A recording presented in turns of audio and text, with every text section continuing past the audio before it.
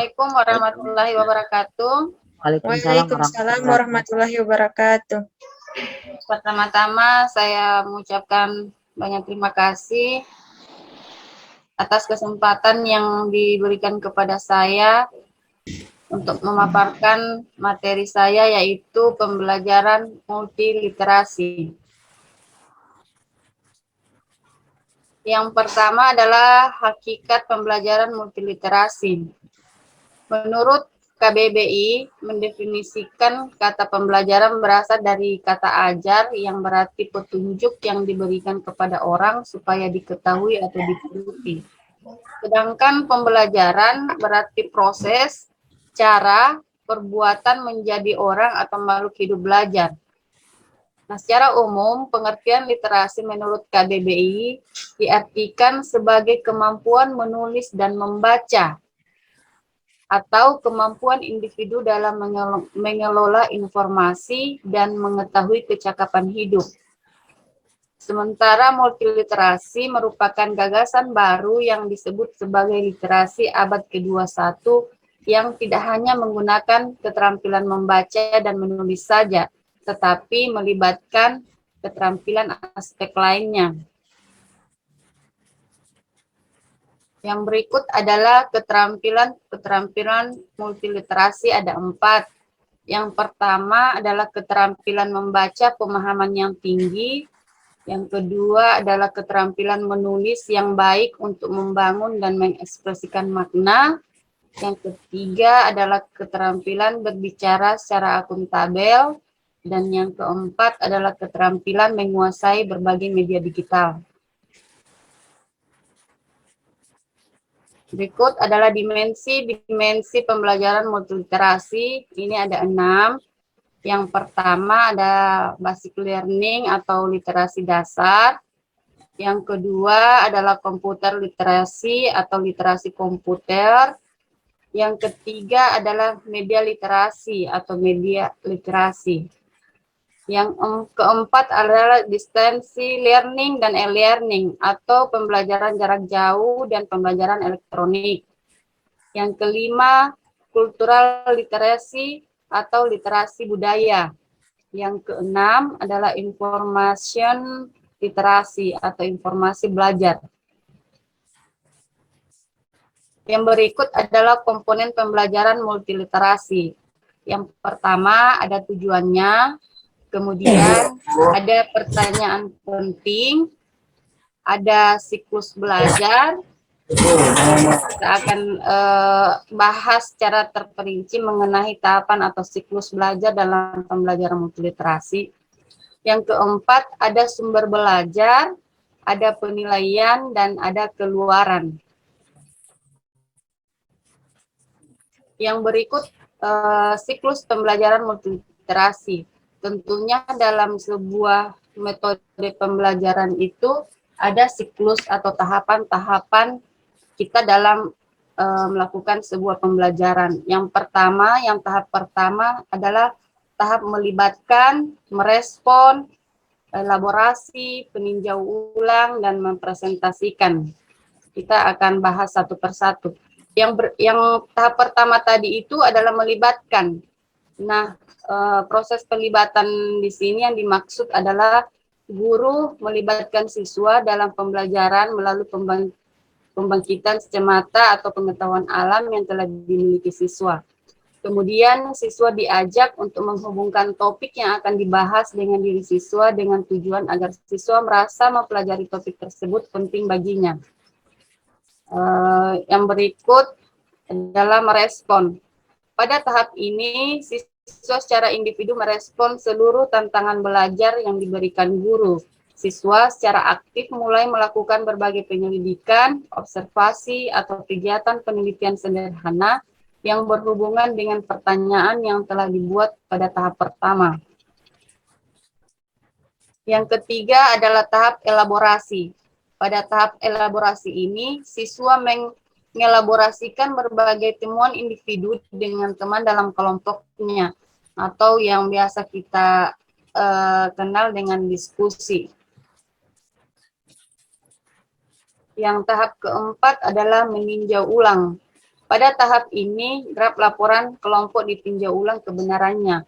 Proses peninjauan ulang dapat dilakukan dengan melakukan pengecekan terhadap data individu, pengecekan keabsahan sumber, dan pengecekan keakuratan hasil. Yang kelima, atau tahap yang kelima adalah mempresentasikan. Pada tahap ini, perwakilan kelompok memaparkan hasil kerjanya di depan kelas. Pemaparan dilanjutkan diskusi kelas dan diakhiri dengan kegiatan peninjauan, penguatan, dan pengembangan materi oleh guru. Yang terakhir adalah implementasi pembelajaran multiliterasi. Yang pertama, kita bisa menggunakan metode transformasi persuasif. Metode transformasi ini merupakan metode pembelajaran membaca yang diakhiri dengan pelibatan siswa untuk merubah genre wacana yang dibacanya menjadi jenis genre yang lainnya. Yang kedua, kita juga bisa menggunakan metode observasi kritis. Metode observasi kritis ini merupakan metode pembelajaran menulis yang menekankan kemampuan siswa melakukan serangkaian aktivitas pengamatan sebagai bahan dan kegiatan menulis. Yang ketiga adalah metode rangsangan gagasan. Metode rangsangan gagasan merupakan metode pembelajaran menyimak yang dikembangkan berdasarkan kegiatan curah gagasan yang dilakukan siswa sebelum proses menyimak. Yang keempat adalah debat inisiasi. Metode inisiasi debat pada dasarnya merupakan metode pembelajaran bicara yang menuntut siswa terampil berbicara dengan mengandalkan kemampuannya berlogika dan kemahirannya bertutur santun ketika debat. Sekian pemaparan materi dari saya. Untuk selanjutnya saya berikan kesempatan kepada rekan-rekan sekalian yang ingin bertanya atau ada yang ingin memberikan sanggahan, tanggapan mengenai materi pembelajaran multiliterasi. Kepada rekan-rekan, silakan. Baik, Ibu, saya ingin bertanya.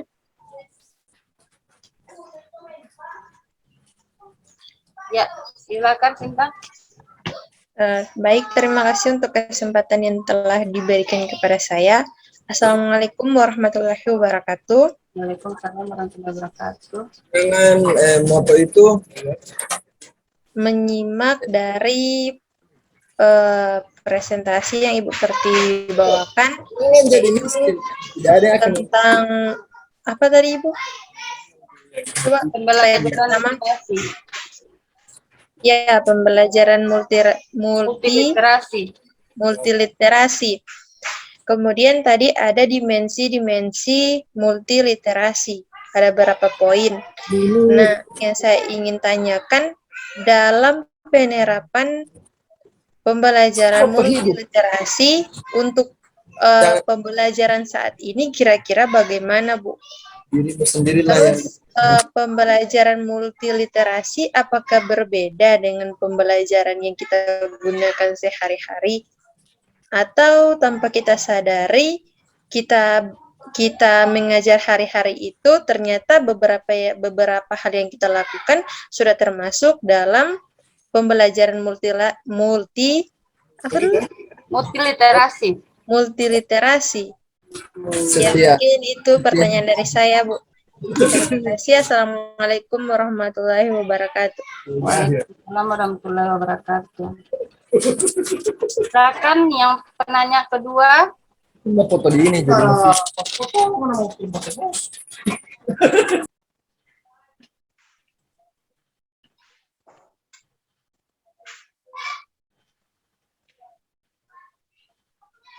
Mungkin dari Ibu Harti, Pak Yasin masih di jalan, atau Ibu Ainun, Pak Rizky.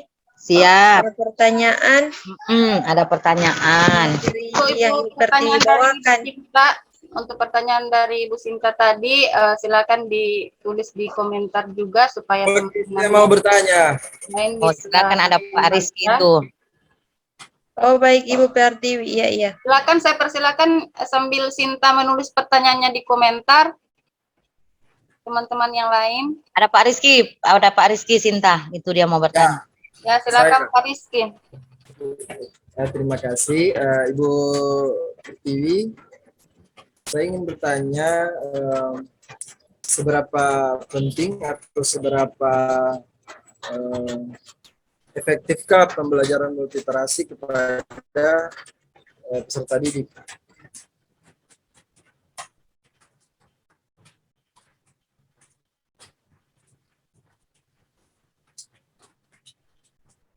Ya, terima kasih Pak Rizky.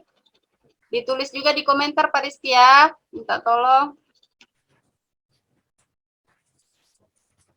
Silakan penanya yang lain. Ibu Harti. Izin bertanya, Bu. Ya, silakan. Assalamualaikum warahmatullahi wabarakatuh. Waalaikumsalam warahmatullahi wabarakatuh.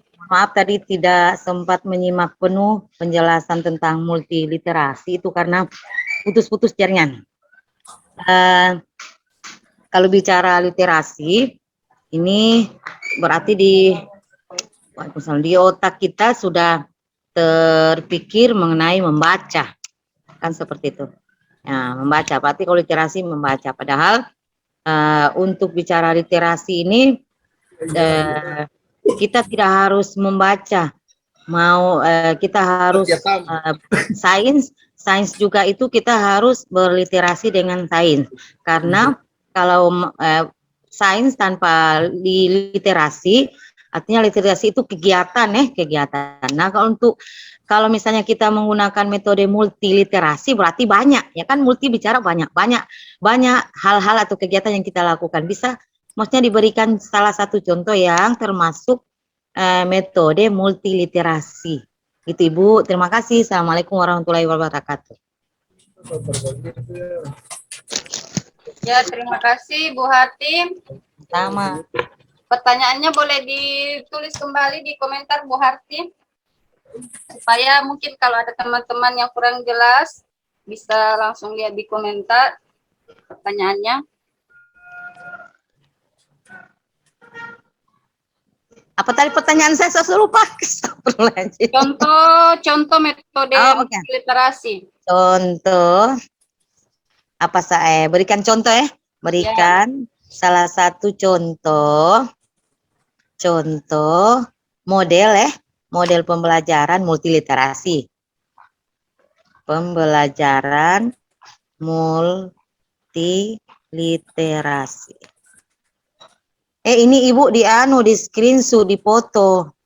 Multiliterasi. Siap sudah. Ya, terima kasih. Saya akan mencoba menjawab beberapa pertanyaan yang diajukan oleh teman-teman. Mungkin juga nanti ada teman-teman yang lain yang menambahkan jawaban dari saya. Yang pertama, pertanyaan tadi dari Cinta, apakah pembelajaran multiliterasi itu sama dengan pembelajaran sehari-hari yang kita lakukan? Kemudian, bagaimana penerapan dimensi-dimensi multiliterasi pada pembelajaran saat ini? Ya,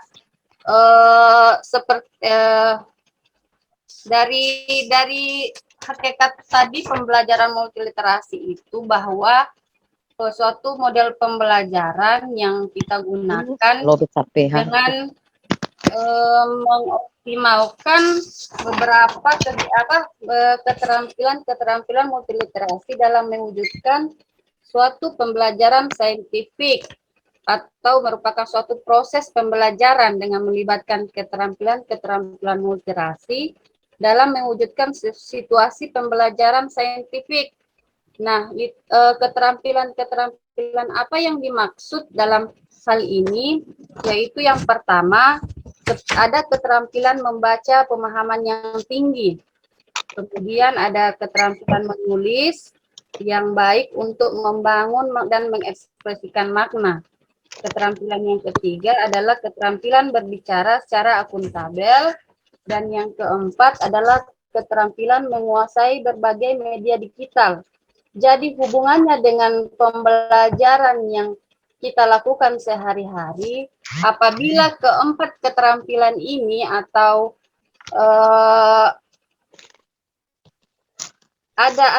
apabila dari keempat keterampilan ini termuat dalam pembelajaran yang kita lakukan di sekolah itu atau di dalam kelas, maka itu bisa disimpulkan bahwa itu juga merupakan model atau pembelajaran multiliterasi. Nah, untuk model-model pembelajaran atau kita menggunakan pendekatan model pembelajaran yang mana saja, itu tidak jadi masalah. Yang penting dalam pembelajaran itu ada memuat keempat keterampilan itu. Tidak harus juga keempat keterampilan itu termuat dalam pembelajaran, tidak. Hanya saja kalau keterampilan yang termuat dalam pembelajaran multiliterasi itu salah satunya kita terapkan dalam pembelajaran, maka itu secara tidak langsung itu sudah merupakan pembelajaran multiliterasi.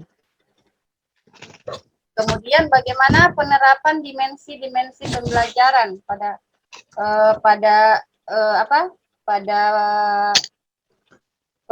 dimensi-dimensi multiliterasi pada pembelajaran. Nah, tadi itu sudah saya jelaskan bahwa ada 6 kategori dimensi-dimensi kebutuhan literasi. Artinya bahwa hal atau sesuatu yang dapat menunjang pencapaian dari pembelajaran multiliterasi. Yang pertama ada basic learning, yaitu disebut sebagai literasi fungsional atau merupakan kemampuan dasar literasi atau sistem belajar secara konvensional seperti bagaimana membaca, menulis, dan melakukan perhitungan numerik dan mengoperasikan sehingga setiap individu dapat berfungsi dan memperoleh kesempatan untuk berpartisipasi di masyarakat. Kemudian ada komputer literasi, yaitu seperangkat keterampilan atau sikap atau pengetahuan yang diperlukan untuk memahami dan mengoperasikan fungsi dasar teknologi informasi dan komunikasi. Seperti apakah kita menggunakan komputer pribadi, apakah menggunakan laptop, ponsel, iPod atau BlackBerry atau semacamnya lah. Kemudian ada namanya media literasi. Media literasi itu merupakan suatu alat atau suatu jenis media yang digunakan untuk menyampaikan informasi. Misalnya apakah kita menggunakan media gambar, suara, dan video. Yang keempat adalah distance learning dan e-learning. Adalah istilah yang merujuk pada modalitas pendidikan dan pelatihan yang menggunakan jaringan telekomunikasi. Contohnya, apabila kita ingin berinteraksi dengan siswa menggunakan jaringan internet atau secara online, seperti yang sedang kita laksanakan sekarang. Jadi dengan menggunakan jaringan telekomunikasi ini, kita bisa menyelesaikan tugas yang diberikan oleh guru meskipun tanpa adanya tatap muka. Kemudian yang berikut adalah cultural literasi atau literasi budaya, yaitu bagaimana bagaimana kita pengetahuan dan pemahaman kita mengenai suatu budaya atau suatu negara, agama, suku, dan lain sebagainya. Kemudian ada informasi literasi atau pembelajaran untuk belajar dan berpikir kritis yang menjadi tujuan pendidikan formal. Maksudnya bahwa keenam dimensi ini adalah merupakan sebuah penunjang dalam pembelajaran multiliterasi yang tidak bisa terlepas dari pembelajaran multiliterasi. Itu untuk pertanyaan dari Ibu Sinta. Bagaimana, apakah ada tanggapan atau sanggahan Ibu Sinta? Baik, terima kasih untuk jawabannya Ibu. Saya rasa saya bisa memahami jawaban yang telah Ibu Pertiwi berikan. Mungkin bisa lanjut untuk menjawab pertanyaan yang lain dari teman-teman. Ya, terima kasih Bu Sinta. Kemudian pertanyaan yang berikut, seberapa efektif pembelajaran multiliterasi untuk peserta didik? Sudah saya informasikan sebelumnya tadi bahwa pembelajaran multiliterasi ini merupakan suatu pembelajaran yang berkaitan dengan pencapaian komponen dalam abad 21.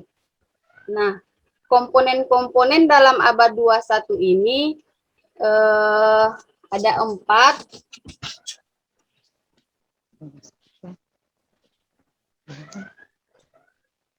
Yaitu komponen pemahaman yang tinggi. Yang pertama adalah kompetensi pemahaman yang tinggi, kritis.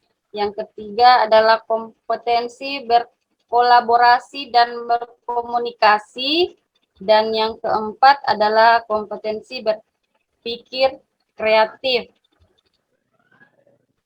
Nah, dengan menggunakan pembelajaran multiliterasi, maka keempat kompetensi ini merupakan keluaran atau output yang dihasilkan kepada peserta didik.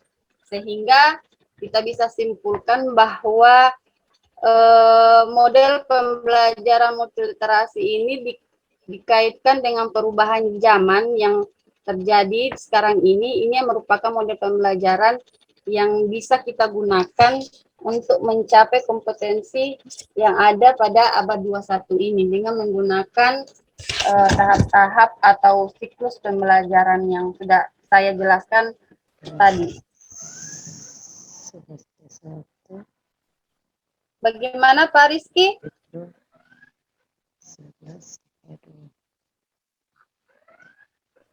Halo Pak Rizky. Mohon maaf tadi saya tak keluar jaringan. Oh. Saya ulangi Pak Rizky. Pak Rizky bisa dengar? Tak keluar saya. Tak keluar saya. Ya, jadi saya ulangi Pak Rizky ya. Tentang pertanyaannya tadi, seberapa penting atau efektif pembelajaran multiliterasi untuk peserta didik. Ya, sekarang kan kita kenal sebagai... Hai, jaringan ini kias sekali. Bisa dengar suara saya Pak Rizky?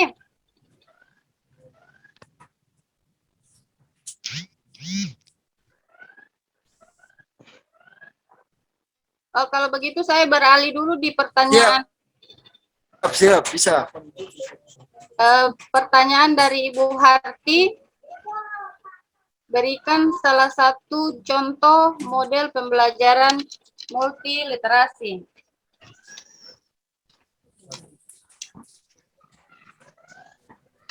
Ya, ada beberapa.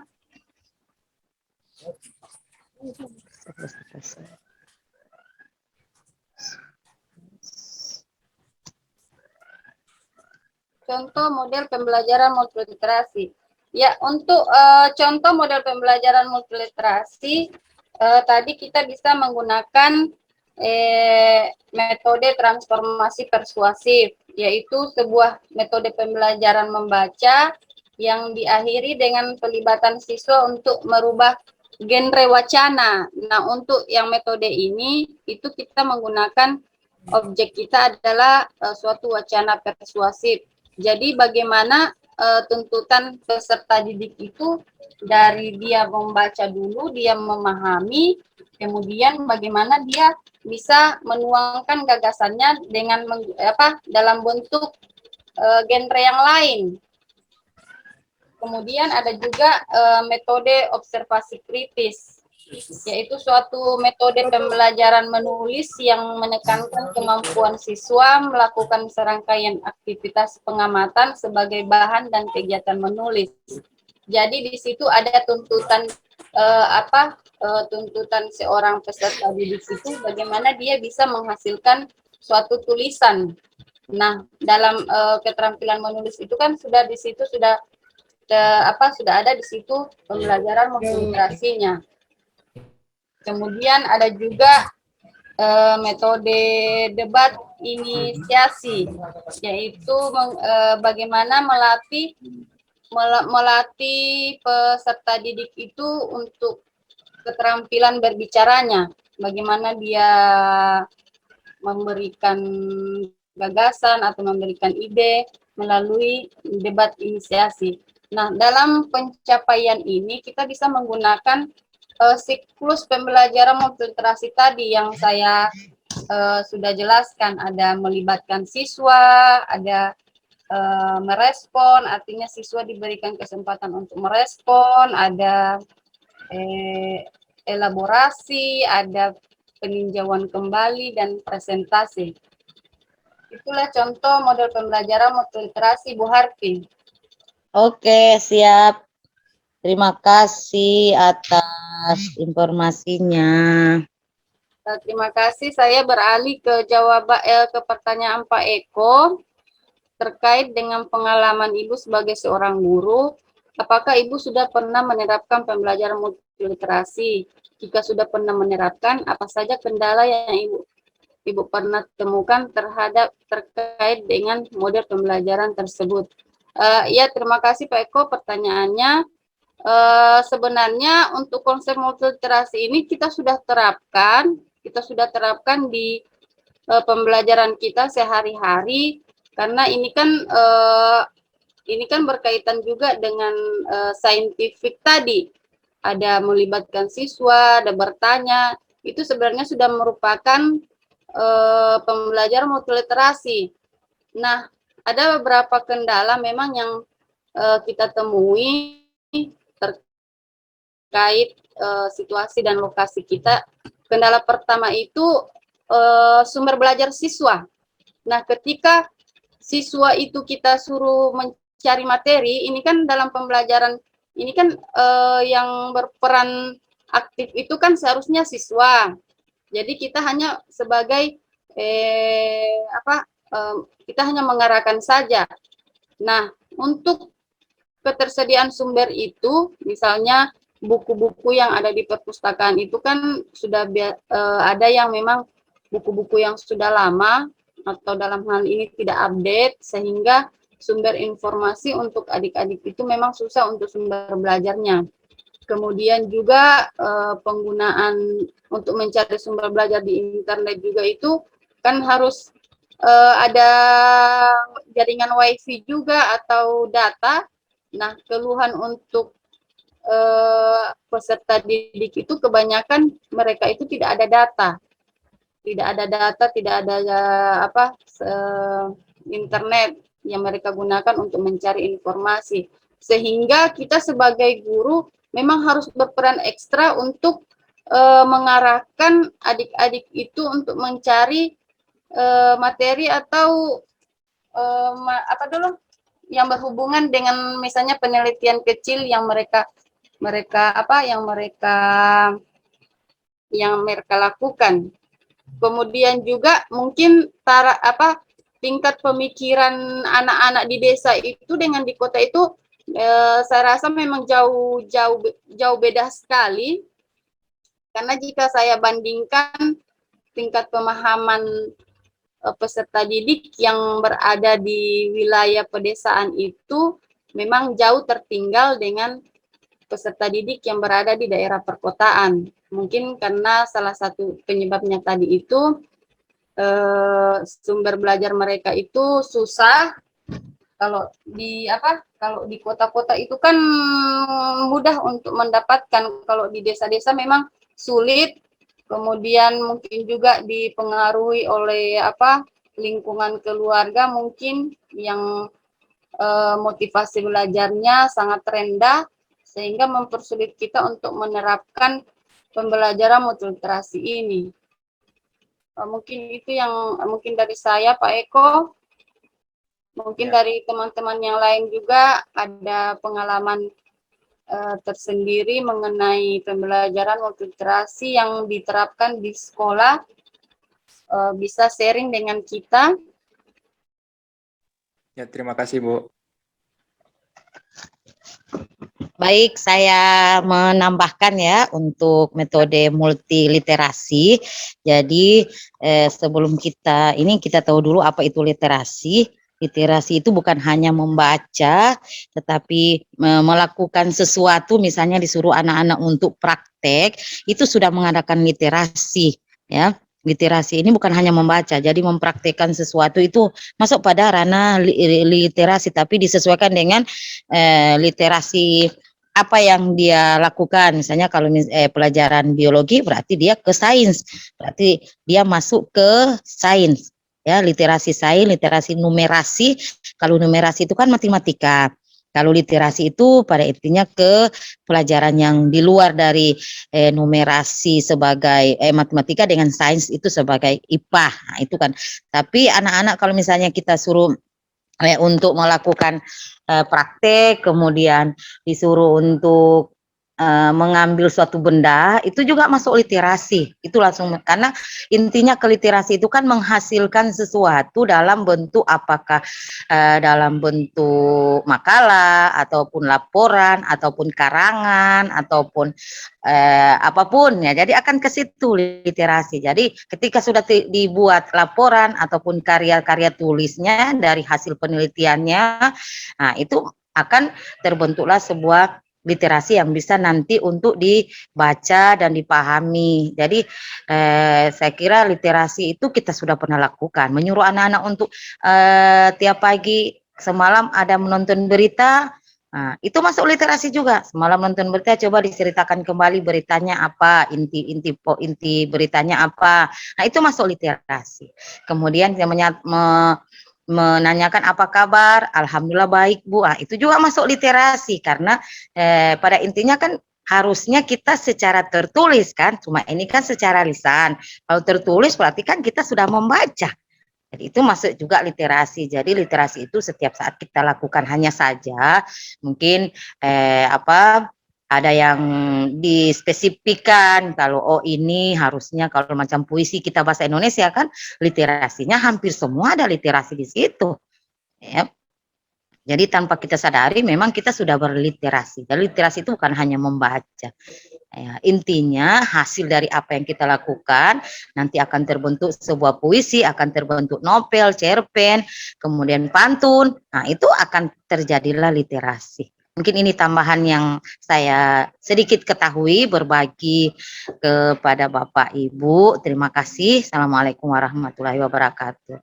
Waalaikumsalam warahmatullahi Wabarakatuh. Benar sekali yang disampaikan tadi Bu Harti bahwa literasi ini bukan cuma terbatas hanya membaca saja, tapi menulis, keterampilan menulis, berbicara, itu juga merupakan literasi. Bagaimana rekan-rekan sekalian, apakah masih ada yang ingin ditanyakan? Ya, kalau sudah tidak ada lagi pertanyaan dari teman-teman, saya berikan kesempatan kepada Ibu dosen untuk memberikan bimbingan atau arahan kepada kami semua mengenai terkait materi ini. Kepada Ibu, saya persilakan dengan hormat.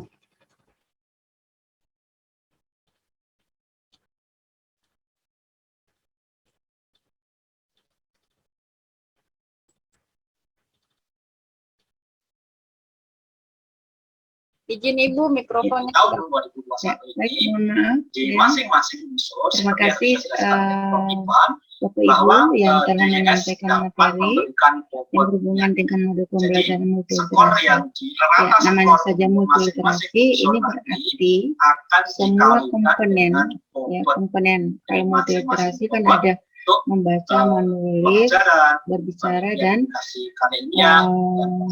itu menyimak ya. Nah, pada dasarnya kegiatan multiliterasi ini Bapak Ibu telah laksanakan, terutama yang sudah guru itu sudah melaksanakan pembelajaran itu dalam satu RPP, dalam satu kali pertemuan. Ini sudah dilaksanakan. Nah, dengan demikian, ini sebenarnya model pembelajaran ini boleh Anda gunakan pada saat Anda menyusun RPP. yang lebih dikenal sekarang kan ada model scientific, model berbasis planning, model proyek, ya toh. Nah, ini coba Anda sebagai guru bahasa Indonesia, cobalah Anda untuk bisa menggunakan model pembelajaran multiliterasi. Dengan demikian, kenapa? Sebenarnya itu dalam setiap RPP, Anda kan memang tidak mengajarkan tentang keterampilan berbicara, keterampilan menyimak, keterampilan membaca, dan seterusnya.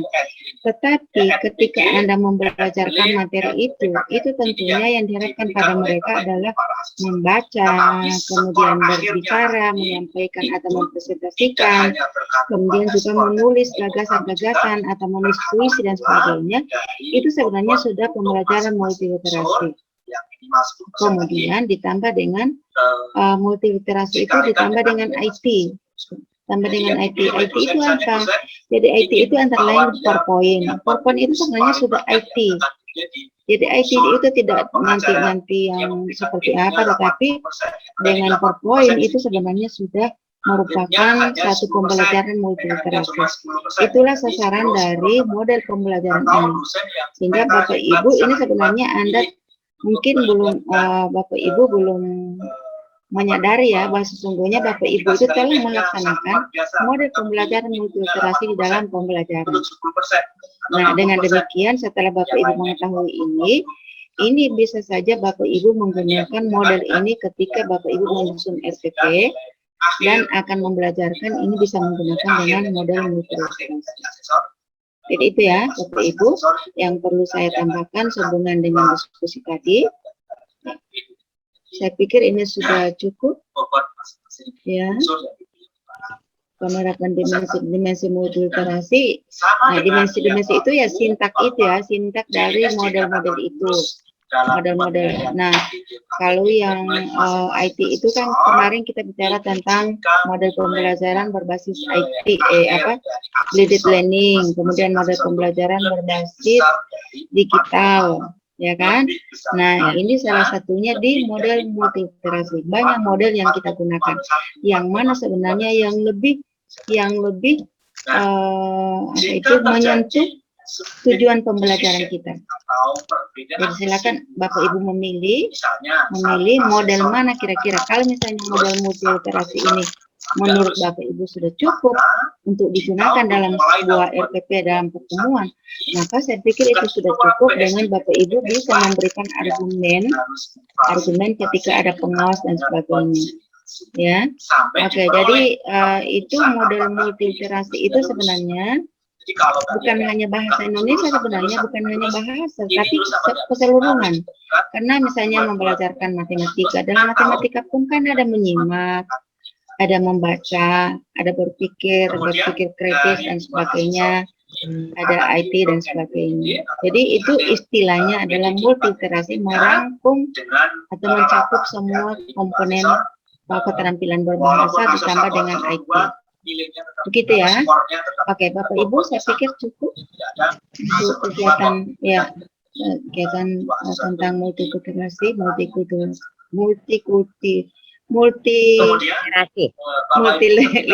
ya. Oke, multiliterasi. Literasi itu kan kemampuan membaca menyimak itu ya. Ya, kemudian multinya itu banyak. Tambah dengan itu. Baik, Bapak Ibu, saya pikir cukup ya. Nanti ini hanya satu kelompok ya. Satu kelompok. Kemudian yang berikut, pertemuan berikut ini mungkin masih satu kali. Setelah itu kita saya harap untuk ujian tengah semester ini nantinya Bapak Ibu akan membuat satu RPP dengan memilih satu KD yang kemudian Bapak Ibu menggunakan satu model pembelajaran yang Bapak Ibu gunakan yang lebih cocok ya, lebih cocok atau lebih pas digunakan pada KD mana, indikatornya mana, tujuan pembelajarannya mana. Gitu ya Bapak Ibu. Ya, siap. Baik, dengan demikian saya pikir cukup.